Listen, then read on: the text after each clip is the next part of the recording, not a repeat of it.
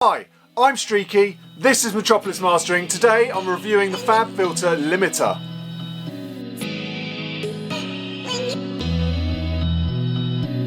So, FABFILTER Limiter, I tend to use that as my kind of go-to very last thing in the chain.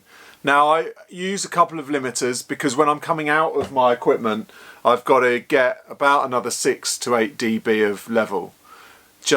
And I want that level clean because I've got it sounding great in the analog chain, so I want limiters that aren't going to be doing anything. They're just going to be cutting the peaks off nicely, which is what a limiter should be doing. It's not a compressor, and just bringing the level up in a nice way, a nice smooth controlled way.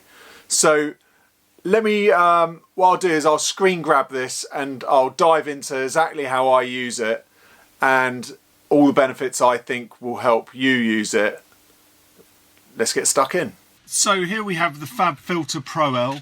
Hopefully you can hear me. I haven't got any screen software to do this on, so I've just set up the camera onto the screen. I'm not that posh to be able to do that. So I thought I'd just show you quickly how this is how I use it. Now this isn't how other people use it. This isn't a manual. This isn't, okay, this is exactly how you should use it.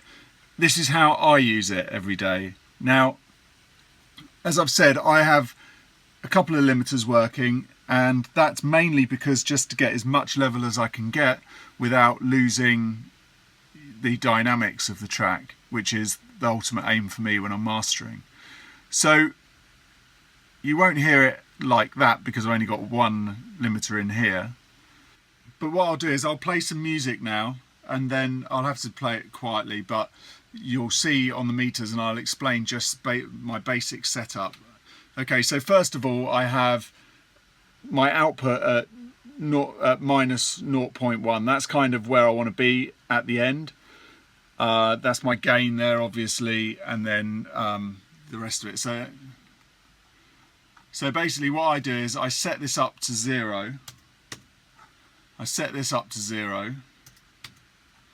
And then holding my shift key down, I play to get the track going, so I can hear it, although it's very quiet. And then I'm moving with the shift key pressed down. I'm moving the gain up, and that by moving the gain up with the shift key, it also brings the output down as well. So I can hear exactly how what effect the limiting's having on the music. So I can hear if I'm crushing it. I can hear if it's you know, how the algorithms within it are working to the type of music I'm doing. So this is a kind of house tune. So I'll show you basically how I'd get the level using this. Okay, so I'm turning it up so I sort of get it so that I can hear this, like go extreme and then bring it back.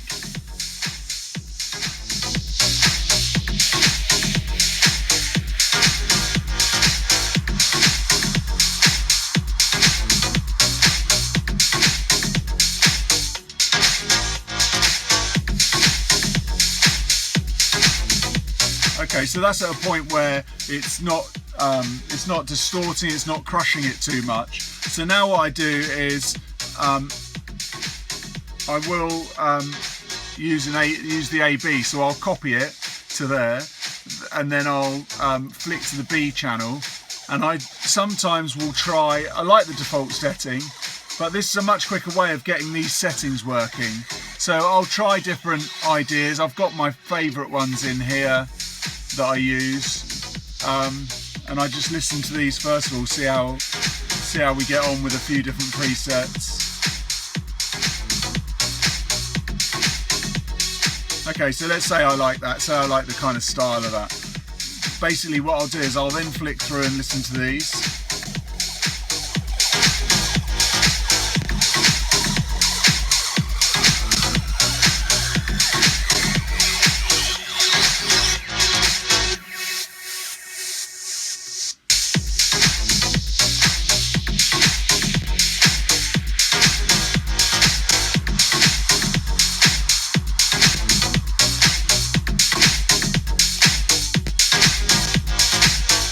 so punchy's sounding good. Let's go to transparent.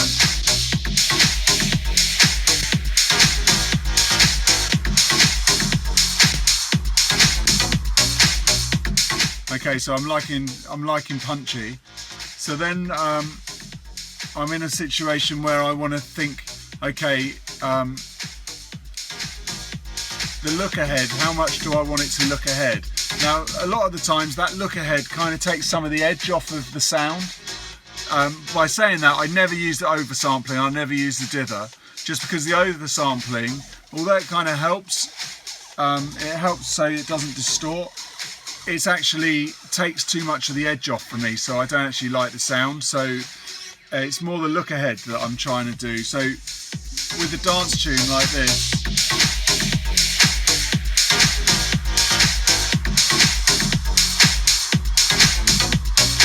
I like it off totally, but I know I have to have a bit on because it needs to work a touch. So it's just about how much you can get away with, really.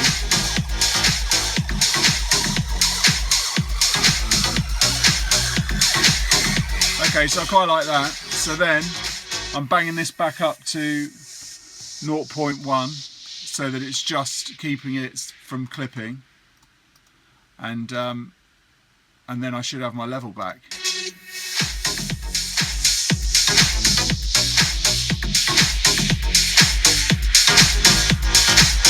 Now, I love this. The main thing that I love the Pro L for is the line here that gives me my RMS level.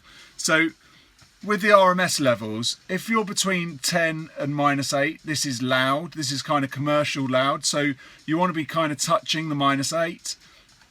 Now, with dance music, you can go in between these two because you're able to push dance music a little bit more because there's not as many harmonics clashing, so you won't get as much distortion going on. There's a lot more space and the electronic sounds can handle it. But I tend to just be always popping over -8. I mean, round here you're super loud.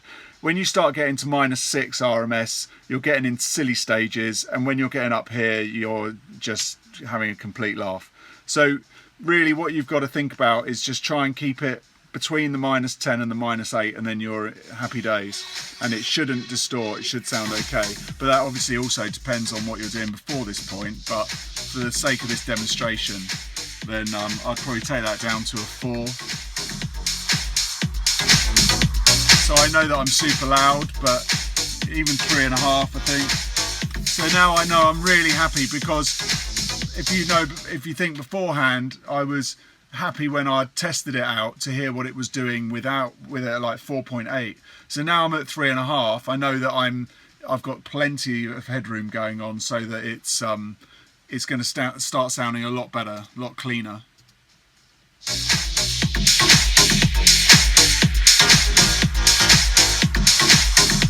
So I'll bypass it just to then listen to the original, obviously, just so that I can hear what's coming out of the analog chain, so that I can then see exactly what the limiter's doing for me.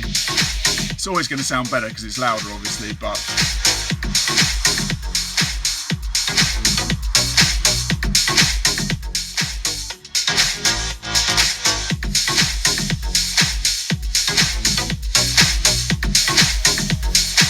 I actually like what it's doing. It's actually adding to the sound. The Pro L's very good at doing that. And that's the basics of what I do. I mean, you know, you need to... I don't play around with the channel linking a lot. I kind of play around with these, the release and attack. I like the attack kind of around here. The release, I might go faster, but then you get more of the sound in the same way with a compressor with the release longer, and it also helps for any distortions and stuff, same with the attack. So that's really track dependent, but that's a basic outline of how I use it. So there it is, that's how I use the FABFILTER. Now, you may use it in different ways, or you might know some other tricks. Please leave them in the comments if you do. I'd love to know. Always keen myself to learn new tactics and ways and ideas of how you use stuff, just see if it works for me too. Thanks for watching. Please check out my other videos. Please like it if you like the video, thumb it up, press the bell for the subscription, please subscribe, comment, do everything. Thanks for watching. Till next time, bye.